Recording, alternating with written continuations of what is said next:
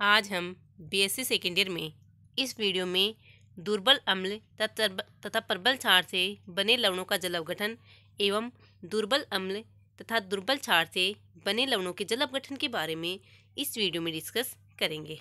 तो फर्स्ट है दुर्बल अम्ल एवं प्रबल क्षार से बने लवणों का जल अपघटन। तो इसके लिए हम यूज में लेते हैं सोडियम एसीटेट या पोटेशियम साइनाइड। इस प्रकार के लवणों के उदाहरण हैं। सोडियम एसीटेट को जब जल में हम विलय करते हैं तो यह एसीटेट आयन तथा सोडियम आयनों में पूर्ण रूप से वियोजित हो जाता है। जो एसीटेट आयन प्राप्त होते हैं वो जल से संयोग करके उससे H+ आयन लेकर एसिटिक एसिड बना लेते हैं जो कि कम वियोजित होता है। अतः यह विलयन H+ आयनों की सांद्रता को कम कर देता है, परंतु जल का आयनिक गुणनफल Kw जिसका मान स्थिर रहता है जो कि Kw बराबर H+ इंटू OH- होता है। H+ आयनों की सांद्रता कम हो जाने से OH- आयनों की सांद्रता इंक्रीज हो जाती है। इस कारण दुर्बल अम्ल तथा प्रबल क्षार से बने लवणों का विलयन क्षारीय हो जाता है। अतः इनका जलीय विलयन क्षारीय होता है और ये विलयन ऋणात्मक, इसमें क्या है कि ऋणायनों का जल अपघटन होता है, अतः ये ऋणात्मक जल अपघटन भी कहलाता है। इसे हम निम्न प्रकार समझ सकते हैं। जैसे सोडियम एसीटेट है, इसको जब हम वाटर में डिजोल्व करते हैं तो ये एसिटिक एसिड तथा सोडियम हाइड्रोक्साइड में वियोजित होता है। क्योंकि जो सोडियम एसीटेट है वो प्रबल विद्युत अपघट्य है, तो यह CH3COO एसीटेट आयन तथा सोडियम आयन में तथा एसिटिक एसिड क्या है, दुर्बल वियोजन है, तो ये आणविक रूप में रहता है। और सोडियम हाइड्रोक्साइड प्रबल क्षार है, सोडियम आयन और OH- आयनों में विघटित हो जाता है। तो हम इसे इस प्रकार लिख सकते हैं कि इसमें एसीटेट आयनों का जल अपघटन हुआ है, अतः यह ऋणात्मक जल अपघटन कहलाता है। तो जल अपघटन स्थिरांक, दुर्बल अम्ल के आयनन स्थिरांक तथा जल के आयनिक गुणनफल में क्या संबंध है। तो दुर्बल अम्ल तथा प्रबल क्षार के लवण के जल अपघटन का समय निम्न प्रकार है। Ba+H2O जो कि BOH+HA बनाता है, जिससे हमें प्रबल क्षार तथा दुर्बल अम्ल प्राप्त होता है। क्योंकि Ba क्या है, प्रबल विद्युत अपघट्य, यह B++A आयनों में वियोजित हो जाता है तथा BOH प्रबल क्षार है तथा B+OH आयनों में वियोजित हो जाता है तथा HA दुर्बल अम्ल है, अतः ये आणविक रूप में ही रहता है। तो हम इसे इस प्रकार लिख सकते हैं कि A-+H2O जो कि HA+OH में वियोजित होता है। अतः द्रव्य अनुपाती क्रिया नियम के अनुसार इसके लिए क्या होगा, K बराबर HA इंटू HA की सांद्रता इंटू H- आयनों की सांद्रता अपॉन A- आयन की सांद्रता इंटू H2 की सांद्रता। क्योंकि H2 विलायक है अतः यह आधिक्य में होता है, अतः KH2O बराबर HA आयनों की सांद्रता इंटू OH- आयनों की सांद्रता अपॉन A- आयनों की सांद्रता तथा K इंटू H2 को KH लिखने पर अर्थात जल अपघटन स्थिरांक लिखने पर तो KH बराबर HA आयनों की सांद्रता इंटू OH- आयनों की सांद्रता अपॉन A- आयनों की सांद्रता। चूँकि दुर्बल अम्ल के आयनिक साम्य को निम्न प्रकार प्रदर्शित करते हैं, HA जो कि वियोजित होता है H+ तथा A- आयनों में, अतः इस अम्ल का वियोजन स्थिरांक K बराबर H+ आयनों की सांद्रता इंटू A- आयनों की सांद्रता अपॉन HA की सांद्रता। चूँकि हम जानते हैं कि जल का आयनिक गुणनफल Kw बराबर H+ आयनों की सांद्रता इंटू OH- आयनों की सांद्रता। अतः अब समीकरण 3 में समीकरण 2 का भाग देने पर Kw अपन K बराबर OH- आयनों की सांद्रता इंटू HA आयनों की सांद्रता अपॉन A- आयनों की सांद्रता। अब हम समीकरण 1 व 4 की तुलना करेंगे और हम पाते हैं कि KH बराबर Kw अपॉन Ka प्राप्त होता है। इससे स्पष्ट होता है कि दुर्बल अम्ल होने पर यानी K का मान कम होने पर जल अपघटन स्थिरांक का मान इंक्रीज होता है। अतः दुर्बल अम्ल तथा प्रबल क्षार से बने लवणों के जल अपघटन स्थिरांक, दुर्बल अम्ल के वियोजन स्थिरांक तथा जल के आयनिक गुणनफल में निम्न संबंध होता है KH बराबर Kw अपॉन Ka। डिस्कस करेंगे कि दुर्बल अम्ल तथा प्रबल क्षार के लवण के जल अपघटन की मात्रा। इसके लिए माना कि प्रारंभ में लवण का 1 ग्राम मोल V लीटर विलयन में उपस्थित है तथा लवण के जल अपघटन की मात्रा H है, अतः प्रारंभिक मोल इसके 1 हो जाएंगे। ये आधिक्य में है, उत्पाद के प्रारंभिक मोल 0 हो जाएंगे। जल अपघटन के बाद इसके मोल, चूँकि जल अपघटन की मात्रा H तो 1 - H, HA के H तथा OH माइनस आयनों के जल अपघटन के बाद मोल H हो जाएंगे तथा जल अपघटन के बाद सांद्रता ग्राम पर लीटर में 1 माइनस H/V, HA की H/V और OH माइनस आयनों की H/V, जिसे हम इस प्रकार भी लिख सकते हैं 1 माइनस H इंटू सी SC और SC। अब इसके लिए जल अपघटन स्थिरांक KH बराबर HA, तो इसके लिए क्या हो जाएगा, KH बराबर HA आयनों की सांद्रता इंटू OH माइनस आयनों की सांद्रता अपॉन A माइनस आयनों की सांद्रता।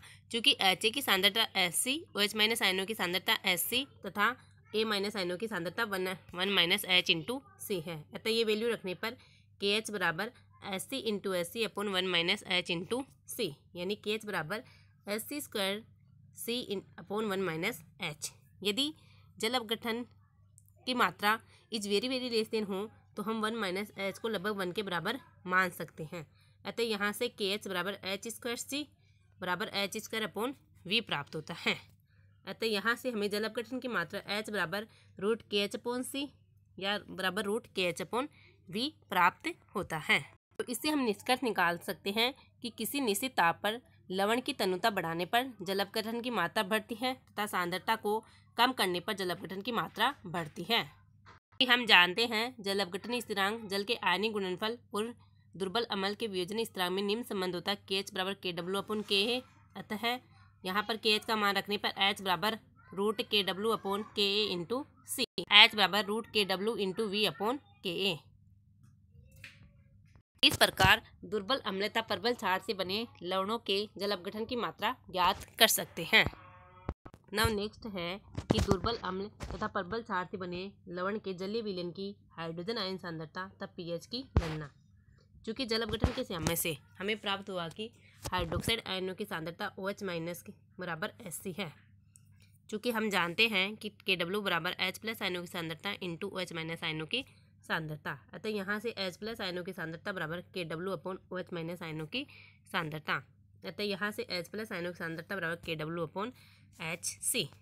चूँकि हम जानते हैं कि जल अपघटन की मात्रा H बराबर root KW upon KA into C, अतः H की वैल्यू रखने पर H प्लस आयनों की सांद्रता बराबर KW अपॉन HC बराबर KW upon root KW upon KA into C. अर्थात यहाँ से H प्लस आयनों की सांद्रता क्या प्राप्त हो गई, KW into KA upon C की पावर 1/2। अब दोनों ओर लोग लेने पर तो लोग H प्लस आयनों की सांद्रता बराबर 1/2 लोग KW प्लस 1/2 लोग K है। चूँकि C डिवाइड के रूप में आता है माइनस 1/2 लोग C। चूँकि हम जानते हैं कि लोग A/B बराबर होता है लोग A माइनस लोग B होता है। अब माइनस लोग H प्लस बराबर माइनस 1/2 लोग KW माइनस 1/2 लोग KA प्लस 1/2 लोग C। चूँकि हम जानते हैं कि माइनस लोग H प्लस आयनों की सांद्रता बराबर PH माइनस लोग KW बराबर PKW माइनस लोग KA बराबर PKA। अतः PH बराबर 1/2 PKW प्लस 1/2 PKA प्लस 1/2 लोग C। चूँकि PKW का मान 14 होता है अतः PH बराबर 7 प्लस 1/2 PKA प्लस 1/2 लोग C। अतः इस व्यंजक से स्पष्ट है कि दुर्बल अम्ल तथा प्रबल क्षार से बने लवण के जलीय विलयन की pH 7 से अधिक होगी और तथा विलयन क्षारीय होगा। नाउ नेक्स्ट है दुर्बल अम्ल तथा दुर्बल क्षार से बने लवणों का जल अपघटन।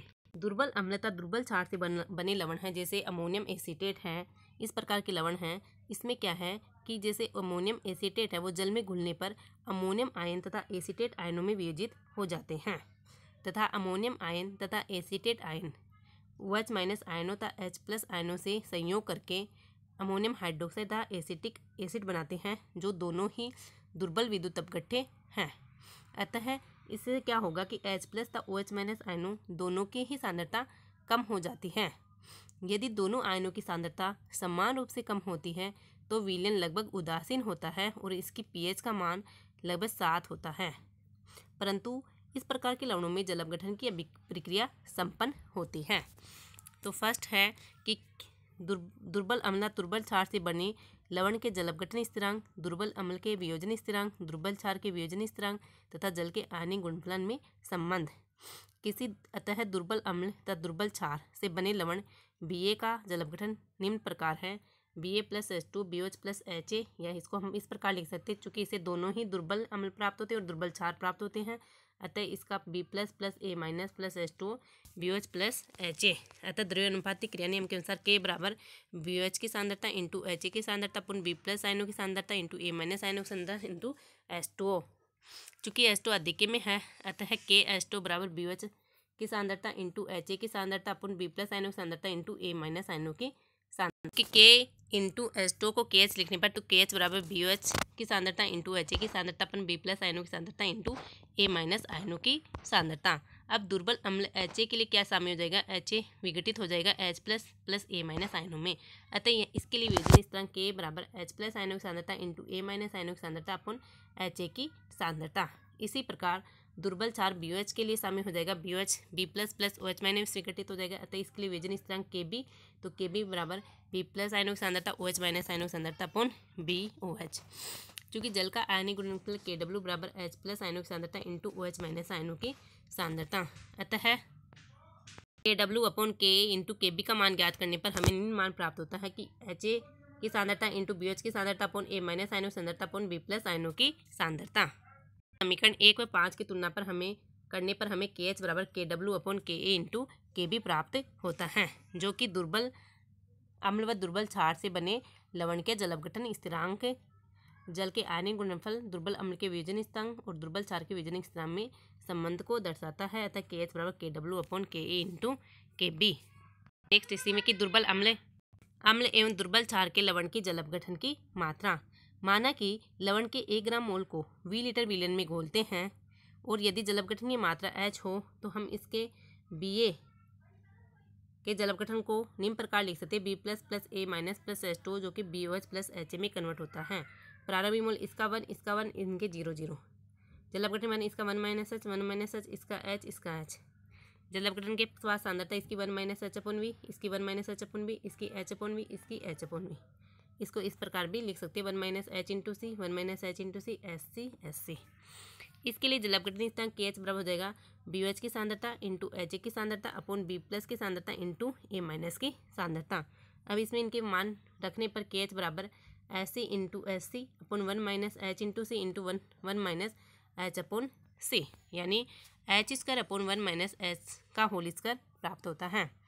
यदि जल अपघटन की मात्रा H is very less than हो तो 1 माइनस H लगभग 1 के बराबर होगा, अतः KH बराबर H², यानी H बराबर रूट KH प्राप्त होता है।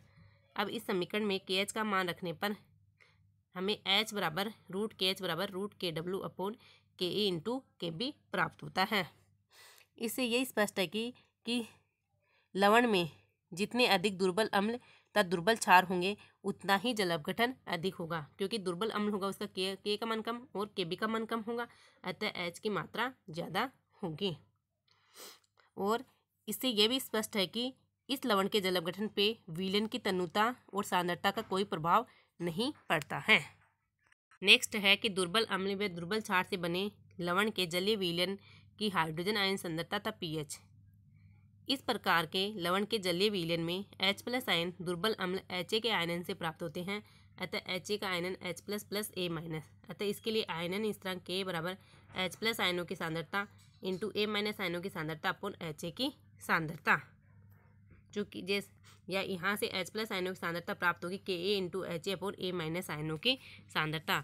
चूँकि HA की सांद्रता SC है, A माइनस आयनों की सांद्रता 1 माइनस H अपन C है, तब वैल्यू रखने पर H प्लस आयनों की सांद्रता बराबर Ka इंटू SC अपन 1 माइनस H इंटू C, यानी H प्लस आयनों की सांद्रता Ka इंटू H अपन 1 minus H into 1 minus H। यदि जल अपघटन की मात्रा इज वेरी लेस देन हो तो H is very less than हो तो 1 माइनस H को लगभग अपन 1 मान सकते हैं, अतः H प्लस आयनों की सांद्रता Ka इंटू H। चूँकि हम जानते हैं कि जल अपघटन की मात्रा H बराबर रूट KW अपन K इंटू KB होता है, अतः H प्लस आयनों की सांद्रता बराबर Ka इंटू रूट KW अपन K इंटू KB, अर्थात H प्लस आयनों की सांद्रता रूट Ka इंटू KW अपन KB होगा। अब दोनों ओर लॉग लेने पर यहाँ से लॉग H प्लस आयनों की सांद्रता बराबर 1/2 log Ka plus 1/2 log KW minus 1/2 log KB प्राप्त होता है। इसको इस फॉर्म में लिखने पर माइनस log H प्लस आयनिक सांद्रता बराबर minus 1/2 log Ka minus 1/2 log Kw plus 1/2 log Kb। या चूँकि हम जानते कि माइनस log H प्लस आयनिक सांद्रता pH होती है, माइनस log Ka pK होता है, माइनस log Kw pKw होता है, तब pH बराबर 1/2 pK है प्लस 1/2 pKw माइनस 1/2 pKb, यानी pH बराबर 1/2 pK प्लस 7 माइनस 1/2 pKb प्राप्त होता है। अब इस समीकरण से हम निम्न निष्कर्ष निकाल सकते हैं।